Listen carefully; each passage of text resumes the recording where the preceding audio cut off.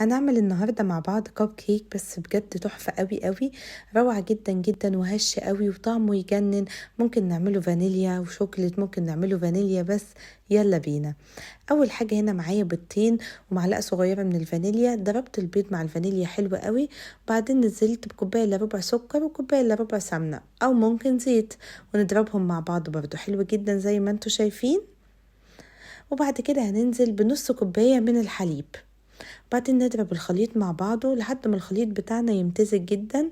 بعد كده دلوقتي هننزل بكوباية ونص من الدقيق ومعلقة صغيرة من البيكنج باودر. بعد كده نرجع نضربهم، بس طبعا على سرعة بسيطة، بس هو هنا الفيديو عشان كنت مجرياه.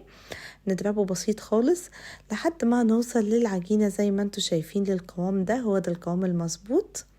القوام التقيل ده بجد قوامه حلو جدا. خدت منه شوية بساط خليتهم فانيليا، والباقي حطيت عليه معلقة كبيرة من الكاكاو عشان عايزة اعملها شوكليت. تمام. وبرضو رجعت اضربها زي ما انتوا شايفين. نيجي بقى للقلب بتاعنا، نحط فيه قوالب الكب كيك كده بتاعتنا، وبعد كده هننزل بالعجينة بتاعتنا بتاع الكب كيك. اهم حاجة نسيب ربعها كده فاضي، وندخلها الفرن على درجة حرارة 180 لمدة نص ساعة.